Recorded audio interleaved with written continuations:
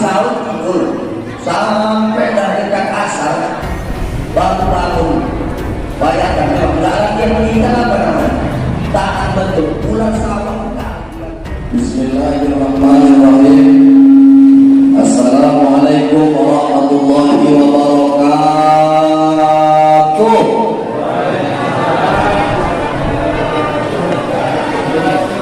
Ibu-ibu udah makan malam?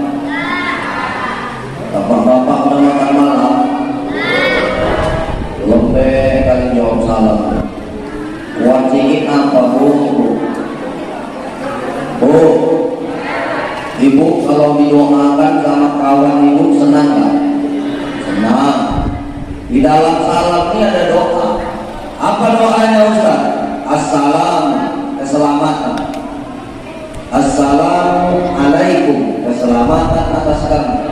Warahmatullahi rahmat Allah. Wa barakatuh, berkah Allah tercurah juga kepadamu. Maka malam ibu didoakan, maka sama-sama kita harus menjawabnya dengan semangat. Sekali lagi saya ulangi. Assalamualaikum warahmatullahi wabarakatuh.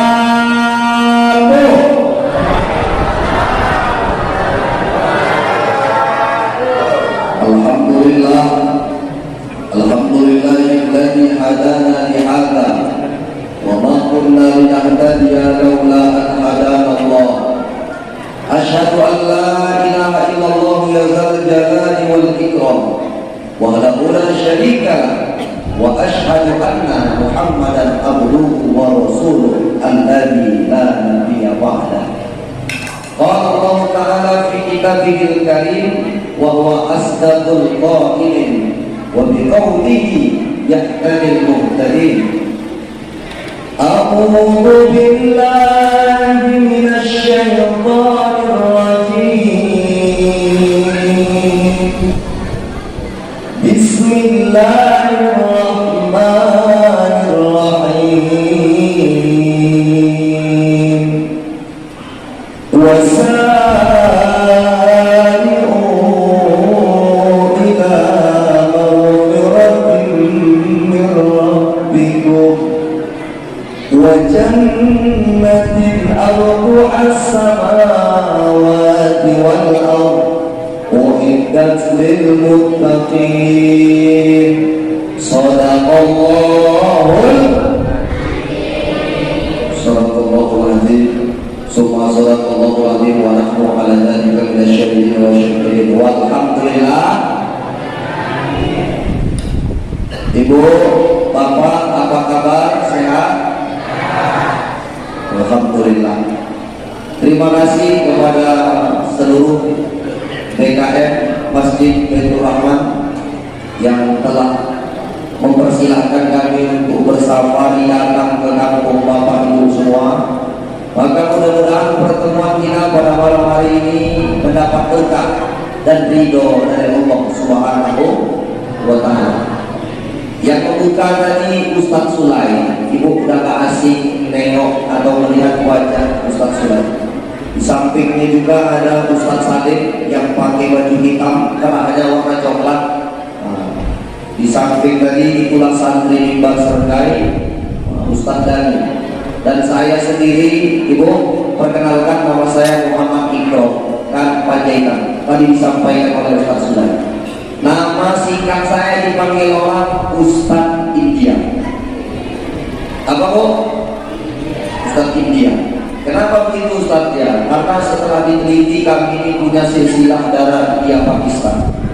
Maka saya taruh di tengah nama saya Bapak Muhammad Ikrom Khan Panjaitan. Panjaitan ini kan biasa, orang Batak marga dari ayah. Sama macam tadi Pak Nurdin. Abang Nurdin ini marganya Sibuan. Sibuan ini dari ayah. Tapi karena bakti saya sama emak saya taruhlah marga emak saya. Maka ibu-ibu tengok dari ujung, dari sebelah kiri mirip sama-sama enggak. Bapak-bapak sebelah kanan saya menengok mirip sama Amir Khan. Dari depan sambal gajah. Sedangkan bapak mengelak. Kalau udah mengejek cepat. Maka ibunda ayah anda yang dimuliakan Allah Subhanahu wa Ta'ala masuk di bulan suci Ramadan. Dalam setahun ada 12 bulan. Dalam setahun itu ada 1 bulan yang bulan itu sangat dirindu dan dinantikan oleh umat Islam. Segala perbuatan nafas itu akan dihitung menjadi zikir. 3 Ustaz dihitung sebagai ibadah. Tapi tengok-tengok tidurnya juga. Ini habis sahur ada anak muda tidur, sholat subuh lewat, sholat zuhur lewat, sholat asar lewat, mau maghrib bangun. Itu bukan ibadah. Jadi Ustaz, itu latihan meninggal. Kenapa begitu Ustaz? Makanya coba habis sahur tidur sampai dari dekat asar baru bangun. Bayangkan, nggak latihan meninggal apa namanya? Tahan betul, ular sawah tak latihan anak muda ini. Tapi mudah-mudahan di Sukajadi nggak ada anak muda macam itu, betul Pak? Jamaahnya ramai. Biasa saya menengok jamaah itu yang ramai ibu-ibu, tapi di sebelah kanan, sebelah kiri bapak-bapaknya ramai. Insya Allah bapak-bapak di sini calon penghuni surga. Tapi besok sholat. Ini kadang-kadang malam pertama, kedua, ketiga masjid penuh luar biasa. Tapi udah masuk 10 Ramadan, saat mengalami kemajuan. Artinya tinggal puasa. Masuklah 10 terakhir Ramadan, saat pula makin maju, tinggal wa imam sama wa bilal. Yang lain mana Ustaz? Nakoma. Anak-anak kecil yang ramai ke masjid. Ke masjid anak-anak kecil ini sholat. Tapi ketika imam takbir, mulailah masuk anak wak sarpet, masuk anak wak petor. Di belakang main semedok. Menangislah. Imam di depan kuda pasang kuda-kuda. Anak siapa di belakang. Tengok aku habis sholat dan ikut tangkap itu anak yang nangis tadi. Itu siap sholat anak-anak sekarang mati Pak. Sebelum imam siap lari ke orang. Itu imam tengok, Assalamualaikum warahmatullahi wabarakatuh. Assalamualaikum warahmatullahi wabarakatuh. Tengok di belakang gak ada anak-anak. Maka bapak-bapak yang jadi imam banyak yang setruk. Kenapa? Nahankan emosi menengokkan anak-anak ini berangkat berkelahi. Tapi insya Allah bapak-bapak jamaah Masjid Baitur Rahman jadi imam, insya Allah sehat semuanya. Amin. Jarang sakit, amin. Tapi biasanya orang jarang sakit, sekali sakit langsung mati. Tapi jangan dari sini, Ustaz. Kejap kali Ustaz. Insya Allah bapak-bapak, ibu-ibu Masjid Jamaah Baitur Rahman sehat semuanya. Amin ya Rabbal. Bu, mana ibu-ibu? Saya panggil ibu-ibu ini biar gak kaku. Bu, ibu udah ada yang kenal dengan saya? Nah, kalau ibu belum kenal cocok. Ini momennya. Ibu tengok wajah saya, mana tahu nanti ibu jumpa di jalan. Nah, ibu panggil. Mau ngapain? Beli kurma. Ustaz ini buat kurma? Enggak. Cuma mengingatkan amalan yang baik di bulan puasa adalah kita mengamalkan yang sunat-sunat. Salah satunya berbuka puasa dengan yang manis. Makan apa Ustaz? Kurma. Rasulullah SAW ketika dia berpuasa yang dimakannya kurma. Satu kurma yang dimakan Nabi dengan segelas air putih, Rasul sudah dapat mengenyangkan perutnya. Kalau kita sekarang ini kan tidak. Waktu siang menengok es doger, menengok es tebu, menengok es lain, bukan main tengok nanti kau ya. Bunyi serunai, bunyi azan maghrib, habis pusaka. Datanglah bapak ngajak ibu, apa bang? Ayo kita pergi kemana? Ayo kita nyari takjil. Dibelilah sama suami risol, dibelilah sama suami ongol-ongol, dibeli sama suami es cendol, dibeli sama suami rendang jengkol. Habis itu buka, habis kebekol-bekol.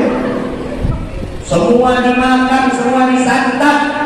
Alhasil mau sholat maghrib, perut kekenyangan, sholatnya menjadi ditunda, nggak jadi berjamaah di masjid. Maka itu ketika datang bulan puasa, segala kemauan, segala keinginan tidak hanya kita semena-mena, tetapi mesti ditahan. Kenapa? Karena puasa pada hakikatnya tidak hanya menahan lapar dan dahaga, tetapi apa Ustaz? Yang ditahan juga adalah nafsu. Menahan lapar mudah, menahan tak makan mudah, tetapi yang paling berat adalah menahan hawa. Ketika Allah Subhanahu wa Ta'ala hendak menciptakan nafsu kepada manusia, kalau malaikat nggak Allah ciptakan nafsu, maka wajar malaikat nggak pernah salah. Israel tugasnya mencabut nyawa. Sampai detik dan saat ini nggak pernah kita dengar Israel salah cabut nyawa. Israel, kata Allah, cabut nyawa orang sudah jadi. Siapa namanya Allah? Udin. Banyak namanya Udin nampaknya. Tapi Israel tak pernah bilang Udin. Mana ya Allah? Udin ada 3. Udin tukang cabut ubi, Udin jualan ikan, sama Udin bangunan. Rupanya Israel salah cabut, Udin tukang ikan dicabut. Ada sih bang Udin tukang ikan? Ada. Pulang aku nampak. Tapi gak pernah sampai detik dan sekarang ini malaikat Israel itu salah cabut nyawa. Kenapa begitu Ustaz? Malaikat Allah ciptakan memang tak ada nafsu. Itulah maka malaikat kalau sudah sujud sampai hari kiamat. Kalau sudah mencabut nyawa sampai hari kiamat. Gak pernah salah. Setelah malaikat Allah ciptakan juga hewan atau binatang. Binatang gak Allah ciptakan mereka dengan apa yang namanya pikiran. Kalau malaikat Allah ciptakan dia dengan pikiran, nafsu tidak ada. Tetapi binatang Allah ciptakan dia tidak dengan pikiran. Yang Allah ciptakan dia hanya nafsu. Maka tengok binatang, kuda keliling pajak, keliling kota, lebih tinggi, gak pakai baju, gak pernah dia malu. Ayam bapak kalau sudah mau kebelit buang air besar, tak pernah dia tengok kiri kanan. Ada Bang Udin, jangan buang air. Tak pernah. Kambing kalau sudah naik syahwatnya, ada betina di samping, tak pernah tengok kiri kanan. Ada Pak Kades, nanti aja. Kenapa? Binatang Allah ciptakan memang dengan nafsu, tetapi manusia ada pikiran, ada nafsu, dua. Maka apa kata Al-Quran? Laqad khalaqnal insana fi ahsani taqwim. Kami ciptakan manusia, kata Allah, dengan sebaik-baik bentuk dan kejadian. Pernah tak kita berpikir itu? Allah ciptakan kita 2 mata dan letaknya itu indah sejajar di depan dan kiri kanan. Seandainya Allah itu ibu ciptakan mata kita 2, tapi 1 di depan, 1 di belakang, rasa-rasanya gak laku tukang kacamata loh. Allah ciptakan hidup, ada yang mancung, ada yang pesek. Tapi walaupun dia mancung, dia pesek, tetap lubangnya 2 dan 2 menghadap ke bawah. Indah, bagus betul ciptaan Allah. Andai kita memikirkan kalau hidup ini Allah ciptakan 2 tapi lubangnya menghadap ke atas, gimana kalau musim hujan? Bapak-bapak jamaah Masjid Baitur Rahman sekalian, tutupi hidung masalah musim hujan. Mau kemana wah? Nyari tutupi hidung. Itulah maha indahnya Allah. Allah ciptakan kita dengan sebaik-baik bentuk dan kejadian. Tapi ingat ayatnya berlanjut. Tsumma radadnahu asfala safilin. Kemudian kalian manusia, kata Allah, akan kami jadikan, akan kami berikan ke tempat yang sehina-hina. Ketika kapan? Ketika manusia tidak bisa mengendalikan nafsu daripada pikiran. Ketika pikiran itu menang daripada nafsu, naik derajat kita lebih tinggi daripada malaikat. Tetapi sebaliknya, ketika pikiran itu kalah daripada nafsu, nafsunya lebih rendah daripada binatang. Apa kata Allah dalam surat Al-A'raf? Bal aqal ulaika kal an'am. Bahkan mereka, kata Allah, lebih rendah daripada binatang. Maka mudah-mudahan kita yang senantiasa dapat mengontrol hawa nafsu kita, maka inilah termasuk orang-orang yang akan didekatkan oleh Allah Subhanahu wa taala kepada surga yang disiapkan oleh Allah Subhanahu wa taala. Amin ya rabbal. Tengok ayat yang sering dibaca, ayat yang sering diulang. Kalau ada kalender, ada brosur, jadwal insakiyah, di dalamnya tertera surat Al-Baqarah ayat 183. Hampir anak-anak kecil, bapak-bapak pun hafal. Apa itu Ustaz ininya? A'udzubillahi minasyaitonir rajim. Ya ayyuhalladzina amanu, wahai orang-orang yang beriman, kutiba 'alal ladzina min qablikum, diwajibkan atas kamu berpuasa sebagaimana orang-orang terdahulu sebelum kamu. Ingat, di ujung ayatnya Al-Baqarah 183 Allah tutup dengan kata la'allakum tattaqun. La'alla, semoga, la'alla, mudah-mudahan, tattaqun, kalian menjadi orang yang bertakwa. Kenapalah Allah gunakan kata la'alla, Ustaz? Kenapa Allah tidak gunakan kata pasti kalian menjadi orang bertakwa? Ternyata prediksi Nabi, apa kata Nabi? Kam min sha'imin laisa lahu min siyamihi illa al-ju'i wal atos. Kebanyakan orang yang berpuasa tidak mendapat apa-apa melainkan hanya menahan lapar dan haus. Bedakan atos Jawa sama atos Arab. Kalau atos Arab artinya haus, kalau atos Jawa artinya keras. Ini kadang-kadang mentang-mentang banyak orang Jawa atos keras. Bukan. Itulah kata Nabi bahwasanya ada orang yang berpuasa tetapi dia tak mendapat apa-apa dari yang dia puasakan, melainkan hanya menahan lapar dan dahaga. Orang semacam ini maka dia tak dapat apa-apa, hanya menahan lapar dan haus. Tak jauh beda kita sama anak-anak kecil. Maka yang membedakan kita itu apa, Ustaz?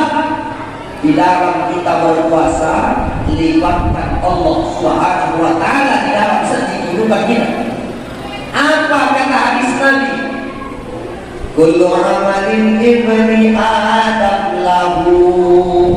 Setiap segala pekerjaan, perbuatan anak cucu Adam punya hitungan di hadapan Allah. Tapi hadisnya tidak putus sampai situ. Illa siyam, kecuali puasa.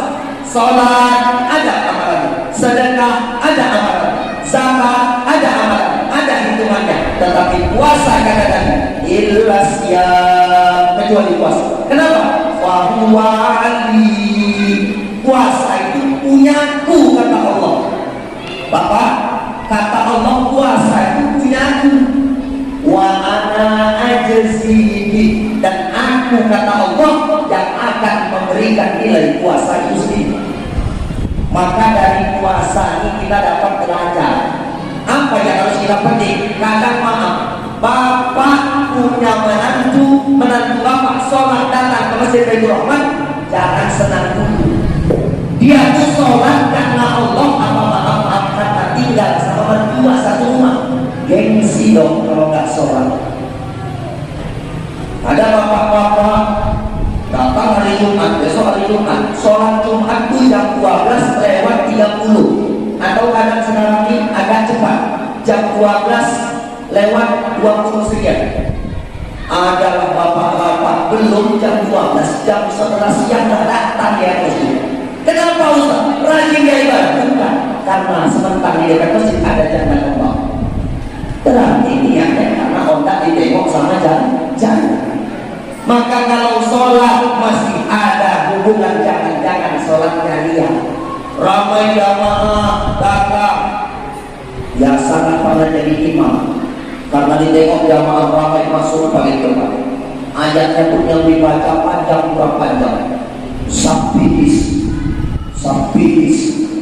sabihis, lama-lama sabnya habis. Tapi kalau sholat di rumah, maaf, yang dibaca qul huwallah. Kalau tak qul huwallah, qul a'udzu birabbin nas. Bentak saja tangan bukan pakai kanan, pakai kaki. Ya. Kalau di masjid takbirnya mantap, Allahu Akbar. Ada pula yang takbirnya lama betul dia aja. Allahu Akbar. Ada yang baca mau bersilat. Allahu Akbar. Macam-macam. Kenapa bisa begitu, Ustaz? Jangan-jangan sholat bisa mengajak dan membuat kita kepada dia. Ingin ditengok orang lain, ingin didengar orang lain. Maka Bapak Ibu, sholat bisa cenderung punya kepada dia, ingin dipuji dan ditengok oleh orang lain. Sedekah bisa punya peluang, tetapi puasa ada jin yang bisa menengok. Bagaimana dia menahan puasa itu betul-betul dari hatinya, betul-betul dari dirinya.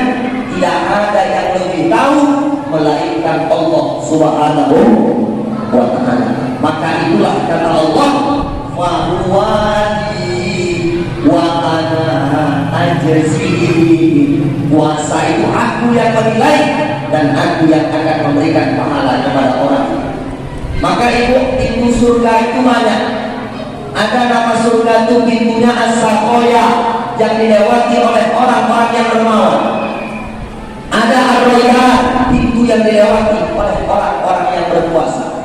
Maka Bapak Ibu, puasa hari ini kita mengharap ridho Allah, imanan wa ihtisaban, mengharap ridho Allah. Ghufira lahu ma taqaddama min dzambi, akan dihapuskan segala dosa kita yang telah lalu.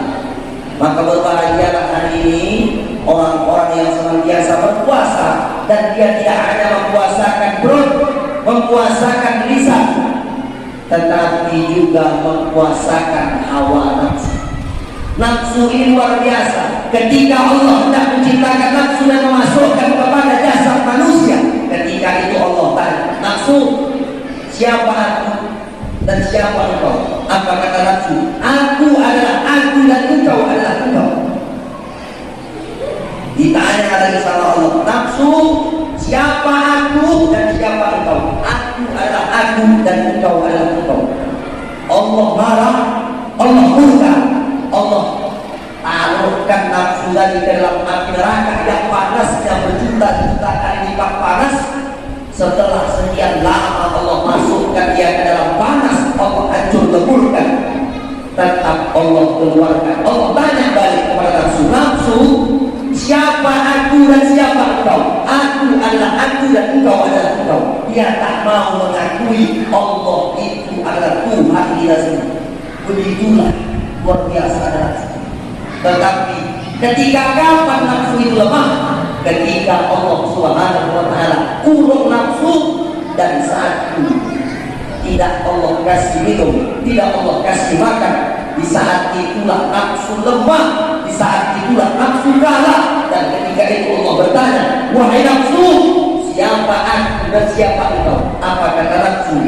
Aku adalah hambamu dan engkau adalah Tuhan. Apa makna yang bisa kita ambil? Di saat puasa, nafsu itulah akan lemah.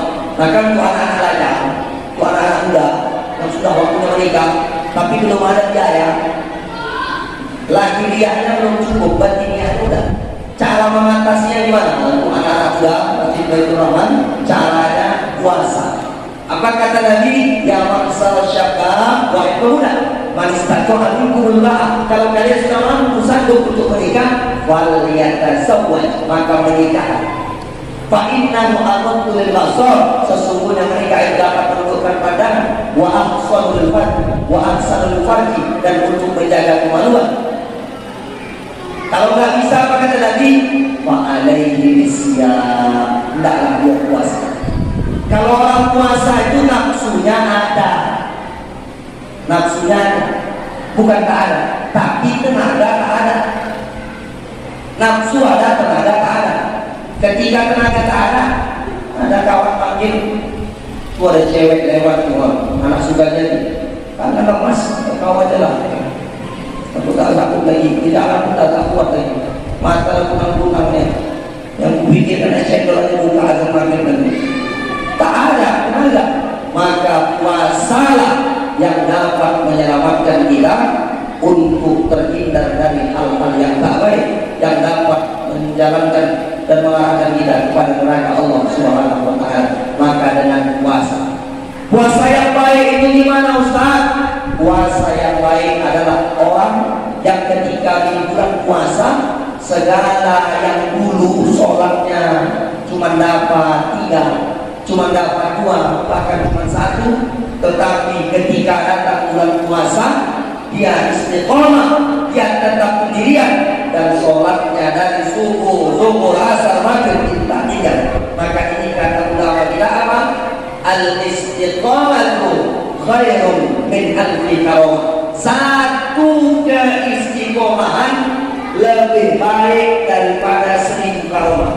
Bapak-bapak punya karamah, punya kemuliaan, tapi ada istiqomah bapak sholat subuh tak pernah tinggal, selalu berjamaah, ajak juga anak datang semua ke masjid, dan ini terus menerus kita lakukan, maka ini lebih baik dan mantap daripada 1000 karamah. Maka mudah-mudahan kita diberikan istiqomah oleh Allah Subhanahu wa taala.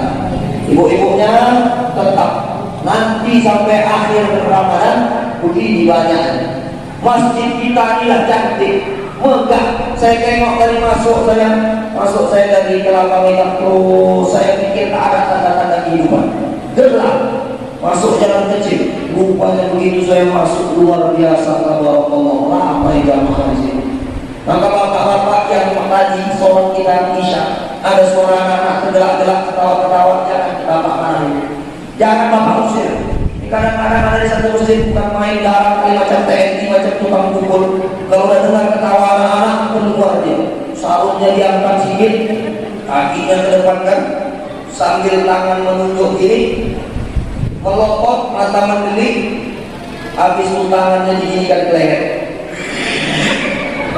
Anak-anak itu pun lari keluar.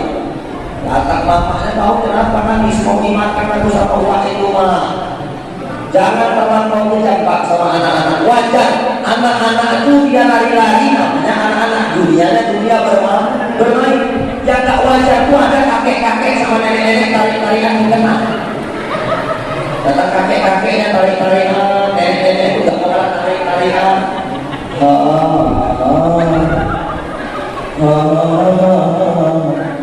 Ada pula soundtracknya macam ini. Itu yang tak betul. Tapi kalau masih macam adik-adik kecil, masih dia ketawa-ketawa, biarkan. Tapi besok sampai rumah dihilangi. Jangan mentang-mentang kata Ustaz ini, biarkan wah, biarkan. Besok ketawa-ketawa, biarkan. Besok dinaiknya imam di sini. Baru tahu rasa. Tetaplah pulang ke rumah besok dinaik. Kalau di masjid jangan recoknya. Kalau memang mau recok, sholat aja di rumah. Karena ada di dalam ilmu fikih ini kategori anak-anak yang boleh bawa ke masjid. Kategori yang pertama ada namanya as-sobi. Dalam bahasa Arab itu as-sobi itu anak usia 1 sampai 5 tahun. Dan anak seperti ini gak boleh bawa ke masjid. Bapak-bapak, tingkatan pertama adalah as-sobi. As-sobi namanya. Nah, jadi anak semacam ini tak boleh dibawa ke masjid karena dia belum berakal. Kita suruh adik-adik diam ya, dia pula menghilangkan awak. Betul Pak. Ada anak-anak macam ini kita suruh diam ya, dibilangin juga. Maka ini yang tak harus kita bawa ke masjid. Ada lagi kategori anak yang sudah masuk akil balik. Adapun dia yang sudah hitam, yang tak ada lagi najis di ujung sniper atau 45 itu, boleh kan dia sholat di samping kita. Maka orang-orang tua kita dulu bilang, kau belum surat di belakang. Kenapa? Di ujungnya itu ada najis, di depan pistolnya itu. Itulah yang harus bersihkan. Makanya anak-anak yang kecil belum akil balik, belum bersunat, dapat memutus sah sholat. Maka kasihlah kesempatan untuk anak-anak bagian belakang. Yang depan-depan ini untuk bapak-bapak yang sudah memang mengerti dan tahu bagaimana sholat yang sebaik dan sebenarnya. Maka insya Allah kalau yang itu dapat kita terapkan, yakinlah 10-20 tahun yang akan datang, ketika dalam keadaan momen-momen seperti ini, ramai anak-anak nanti yang mengumandangkan dia macam bangun dekasinya. Subhanal Malikil Mahmud, Subhanal Malikil Mawjud, Subhanal Malikil Hayyul Ladzi la yanamu wa la yamutu wa la yafutu abadan. Datangnya perempuan siapa yang jadi bilang Bang Ucok semalam dari rumah ke masjid pakai selop kebalik-kebalik. Datang, kenapa? Karena yang tampil anak muda. Kalau bisa kasih kesempatan yang muda-muda, Ustaz Sulaimi sebagai pendiri Bimbang Serdai, Bimbang Serdang Bedagai, satu-satunya hanya ada di Serdang Bedagai, khusus untuk tempat kita. Inilah pelopornya, juara 1 dai nasional MNCTV tahun 2014. Apa yang beliau cita-citakan? Dulu kisah pahit beliau ketika mau bersafari Ramadan seperti ini, beliau meminta jadwal susah sulit luar biasa. Tapi hari ini adik-adik kecil seperti Danu, seperti rekan saya, beliau tarik mau belajar dakwah, dilatih, dan itu tak dibayar semester itu, tak dibayar, latih. Kami bukan ada kenal sama Danu, tak kenal sama itu kameramen, tak kenal sama ini Usman, tak kenal sama Ustaz Saleh, tak kenal. Tapi dengan adanya Bimbang Serdang, kami tak kenal siapa, tapi karena niat sama mau berdakwah, maka disinilah yang muda-muda ditampilkan. Kadang-kadang yang muda ini bukan dia tak tahu, bukan dia tak bisa, tapi tak punya wadah dan kesempatan untuk tampil. Maka ibu doakan kami terkhusus kepada Ustaz Sulaim, sehatkan beliau ini, mudah-mudahan berdiri kantor kami sekarang sedang menyewa. Gimana Ustaz? Di depan pencatatan sipil kantor bupati menyewa. Kalau menyewa ini masih dah ada yang gratis, bayar. Tapi adalah orang baik, bukan orang Islam Pak, maaf, bukan orang Islam, orang Tionghoa, orang Cina, orang China. Dikasihkan kantor itu menyewa untuk kan. Kantor dulu jelek buruk, belum siap. Dapatlah infak sumbangan, bergeraklah Ustaz Sulai dan kawan-kawan. Dapatlah terkumpul semen, dibangunlah. Alhamdulillah, inilah nampak tadi Bapak yang jadi sholat witir, itulah tadi santri kita Bimbang Serdang. Maka ibu bapak yang dimuliakan Allah Subhanahu wa Ta'ala, kadang-kadang Allah itu melebihkan kita dalam mengembangkan agama ini beda-beda. Macam saya, macam Ustaz Sulai, macam Ustaz Dani, dilebihkan dengan fasih berbicara di depan ayat ramai. Ada orang yang memegang ini kadang-kadang begini upaya menengok banyak orang gemetar. Ada orang dilebihkan untuk menolong agama Allah dengan apa? Dengan harta. Maka harta yang kita punya jangan pernah kita sia-siakan. Dan hisab yang paling berat adalah hisab harta. Dari mana engkau dapat dan kemana pula engkau belanjakan, itulah hisab yang paling berat. Maka selagi ada kesempatan, ibu banyak ladang, enak ladang ibu. Di Sukajadi siapa yang tak kenal ibu? Siapa yang tak kenal bapak? Panggung bapak banyak, ampas bapak berapa banyak tiap hari diambil orang, banyak penghasilan. Tapi kalau tak kita tolong agama Allah, Allah memang tak marah, Allah memang tak minta agama ditolong, tetapi itu untuk kita dan tabungan kita nanti di akhirat.